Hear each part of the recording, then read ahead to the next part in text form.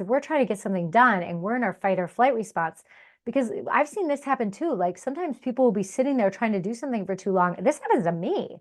I'll be sitting there trying to do something too long, and then I start to get squirmy and antsy, and I'm like, oh my gosh, I'm in my fight or flight response. That I'm not going to be able to focus anymore. I have to get up, take a break, go do something else, get regulated, and then I can come back and work on it. Because if you've ever had that experience, then you know that when you are in your fight or flight response, completely in your fight or flight response, you're not going to be able to focus on the task at hand, unless it happens to be fighting or fleeing. So it's important to recognize, oh, I'm in my fight or flight response. I'm not going to be able to focus.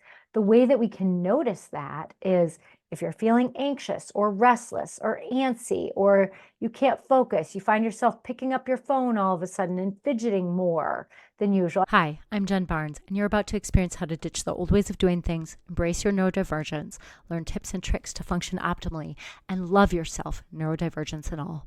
Welcome to the Self-Loved Woman podcast. Hey, it's Jen. I'm so glad you're here. Today, we're going to talk about a topic that seems to be on everyone's minds, and it has to do with getting stuff done with ADHD. I recently pulled my list of people in my email club, and the number one thing that people wanted to know more about is how to get them to do stuff with ADHD. And obviously, I can't break down the entire list of things that I work with people on doing this, but I want to talk about the two most important pieces. One is what often gets in the way of people doing things. And I guess the other one is too, but both are things that are within our control and that we can learn to work with our brain and the way our brain is wired to help us instead of continuing to fight our ADHD. So if you're having a hard time getting stuff done with your ADHD, then this episode is for you. So let's dig in. There are two big things that I see most people with ADHD struggling with when they're trying to get themselves to do stuff. And the first one's pretty obvious. The first one is that there's a lack of interest. So our nervous systems are wired in a way that if we are not interested in something, it is incredibly hard to get ourselves to do stuff. And in our last episode, we talked about how discipline isn't real and willpower is, we only have so much. And so we don't want to rely on willpower to get ourselves to do stuff. So in order to not have to do that, because we sometimes are going to have to use willpower, so we want to limit how often. In order to not have to use it as much and then keep replenishing it, we can learn how to make things interesting to our ADHD brains. And a lot of this you probably already do, or maybe have an idea of, but maybe you just haven't realized. I will tell you, the one that most of us use without realizing it, especially since we were young, is urgency. Creating a sense of urgency for something, like having a deadline, tends to make something interesting. That's why procrastination, our brains are rewarded by it because it's like, oh, this is exciting now. There's a deadline. And so that is one thing that can make it interesting. The problem is that interferes with our ability to do tasks long term, which is the second piece of what we're going to talk about, is working with the nervous system. But always using urgency as a way to make things interesting is essentially continuing to jack up your nervous system into your fight or flight response to get stuff done. And while that can work sometimes, if that's the main way you get stuff done, you're going to get burned out pretty quickly. So there are other ways that we want to spread out the ways that we make things interesting. One way is through novelty. So obviously the first time you do something, or let's say you just joined a program. I just launched my program Ascend, and I sent out an email to everyone. I was like, listen, the people who do well in this, they hit the ground running because right now this program is shiny and new and fun and novel. And so your brain is interested in it.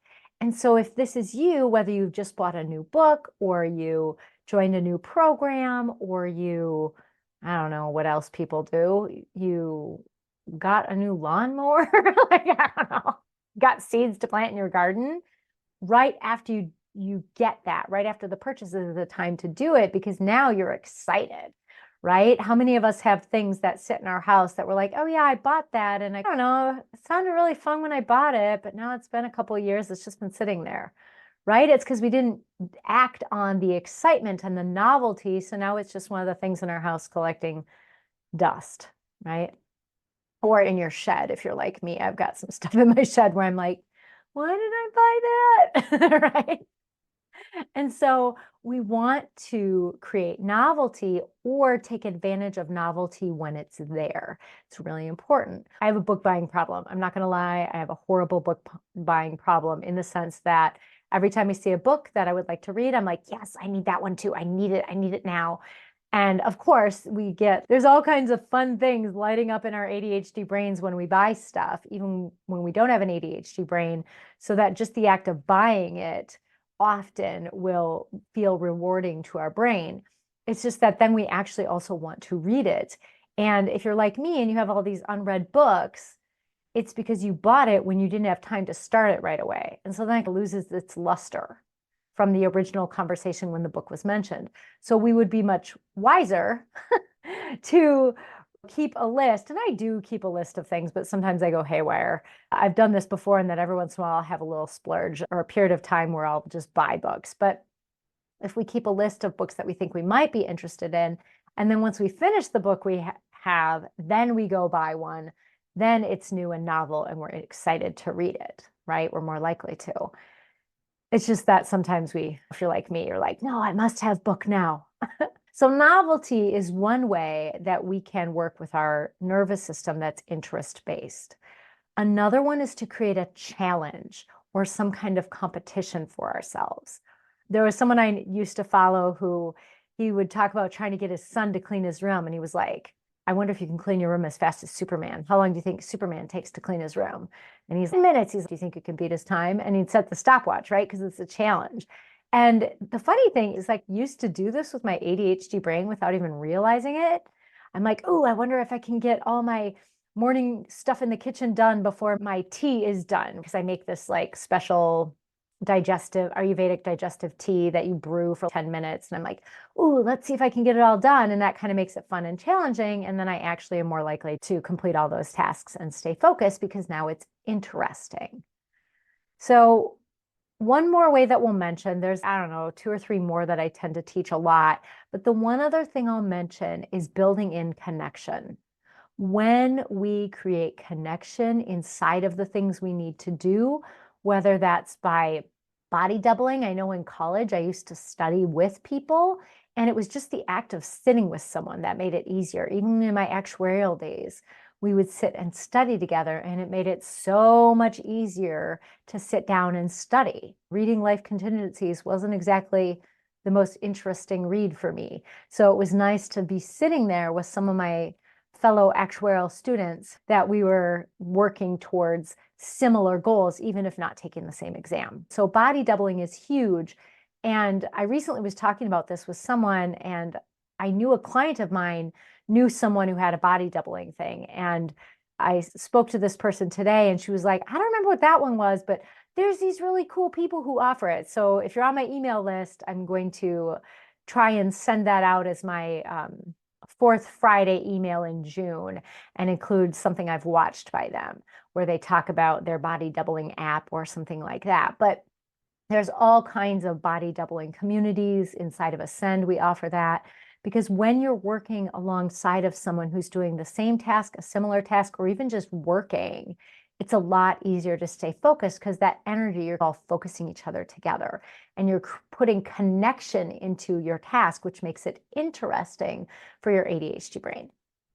All right, those are just a few of the ways that you can create interest in the task you're doing to make it more likely that you're going to get yourself to do it in the first place. But here's the deal. You heard me reference the nervous system, and this is essential. And before I get into the how, I want to talk about why it's so essential. But first, I have to talk about the nervous system itself, right? The autonomic nervous system. The autonomic nervous system has a lot of functions. It definitely helps us be able to digest our food and be able to get stuff done and things like that. but it also helps us with protection. There are three main responses in the autonomic nervous system. They are the ventral vagal response, where we feel safe enough to rest, digest, and connect. The next one is the sympathetic nervous system, and oftentimes it's equated to the fight or flight response, though there's other things going on there. And the third one is the dorsal vagal response, which is most often equated with a shutdown response. And you've heard of the freeze response, which is actually a blended state between the fight or flight response and the shutdown response, because you can see some of the shutdown, but there's also the sympathetic activation of the heart beating really fast and still wanting to flee, but maybe being like that deer in the headlights, right? So the thing about the autonomic nervous system is it's not as simple as just the safe enough to rest and digest and connect, fight or flight, and shutdown responses, because there can be blended states, and those states are involved in things, like I said, like digestion, getting tasks done, and other things. So it's important to recognize that as I talk about them today, I am oversimplifying them for the purpose of understanding how they play into our ability to get stuff done with ADHD. So we are meant as humans to primarily be in the ventral vagal response, the part where we feel safe enough to connect, rest, and digest. That is what we are meant to stay in most of the time.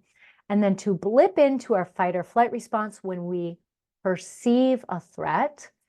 And then if the threat is ongoing and it seems like all hope is lost and our death or pain is imminent, right? Like it's coming, then we go into our dorsal vagal shutdown response, which basically numbs out physical and emotional pain, which is a good thing if, for example, you're going to be eaten alive by a bear, right? So these responses, we're going to overly simplify them in terms of how they protect us.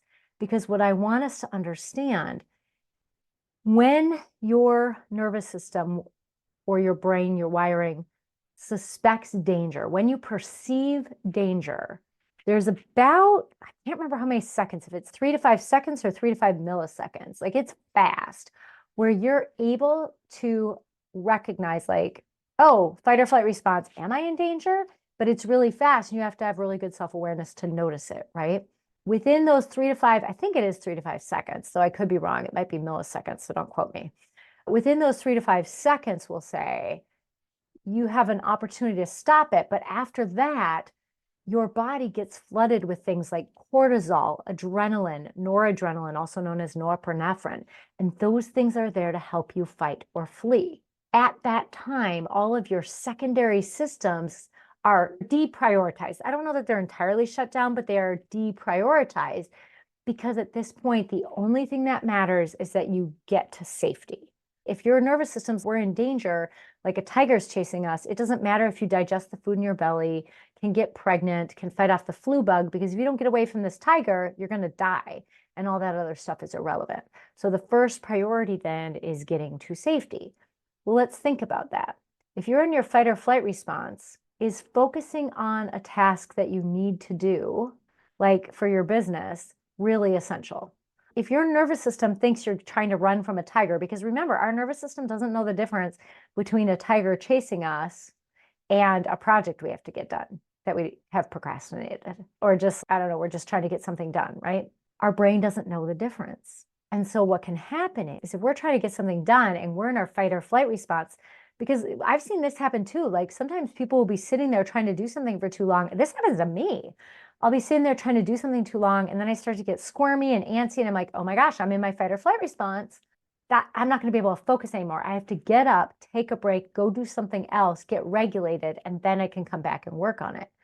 Because if you've ever had that experience, then you know that when you are in your fight or flight response, completely in your fight or flight response, you're not going to be able to focus on the task at hand, unless it happens to be fighting or fleeing. So it's important to recognize, oh, I'm in my fight or flight response. I'm not going to be able to focus. The way that we can notice that is If you're feeling anxious or restless or antsy, or you can't focus, you find yourself picking up your phone all of a sudden and fidgeting more than usual. We fidget, but like when it gets just, it feels almost, I don't want to say wiry, but like almost like a tornado in your chest-ish, where you're just like, like that sound almost describes it. And when you're feeling that way, often it can be your body's fight or flight response that's activated. And in that moment, you're not going to be able to get yourself to focus. Maybe you can get some stuff done, but it's going to take you way longer than if you stopped what you're doing, paused, took a break, 5-10 minutes, go for a walk, hug a tree, look at nature, do some yoga, pet your dog or cat or lizard. I don't know why lizard came into my mind. Bearded dragon or whatever you got going on. But let yourself have a break, some time away, and regulate your nervous system. So then when you come back, you will be able to focus on what's at hand. Because really, to be able to focus on the stuff you need to do for your business, it's best if you are mostly in your ventral vagal response. There will be a little bit of a blend a lot of times when we're doing stuff with our fight or flight response. It's just that if that's dominant, it's going to be really hard. Now, there's another time when it's going to be hard to get ourselves to do stuff, and that's if we're in our dorsal vagal or shutdown response. That shutdown response, like I said before, is there to protect us when it seems like all hope is lost, when it seems like that the tiger is chasing us, is going to catch us. So our body is like, well, crap, I better turn off those pain signals, because if a tiger is going to eat me alive, I sure as hell don't want to feel that. And so like our ability to think clearly is not something that stays online when our body is perceiving that level of threat, right? That life-ending danger. So when we are feeling shut down, that can feel like disconnect, dissociation, depression, low mobility, like low energy. When we're feeling that, it's going to be really hard to focus on the thing you're trying to do. So the way to get out of that is any kind of movement at all. When you're in your shutdown response, because it is protection through mobilization, any movement at all, even visualizing movement, can help you get out of that state. Now, it's important to note that number one, you don't want to shift out of your protective states unless it's safe enough to do so. But secondly, when you shift out of your shutdown response, your dorsal vagal response, it's possible that you'll pop into your fight or flight response, your sympathetic nervous system. So you want to be prepared to regulate from there too. And I'll talk a little bit more about how to do that over and above the things that I've mentioned. In your shutdown response, like I said, any movement at all. So going for a walk, you could do some breath work if you can get yourself to do it.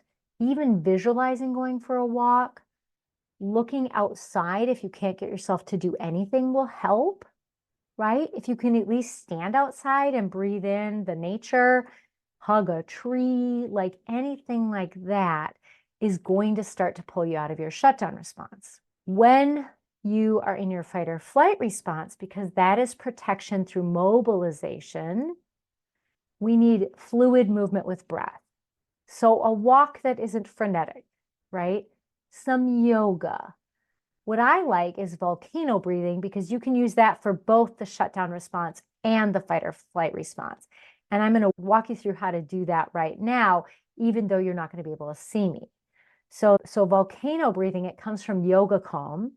You place your hands together, your palms together in front of your heart, in front of your chest, your breastbone or sternum. And then as you inhale, reach your arms all the way up overhead. On an exhale breath, bring your arms down around by your sides and back to center. That's one round. And you can do that 3 times or more to help you get more regulated and perhaps get you back to that ventral vagal response. Sometimes you might need a longer break than doing that just 3 times.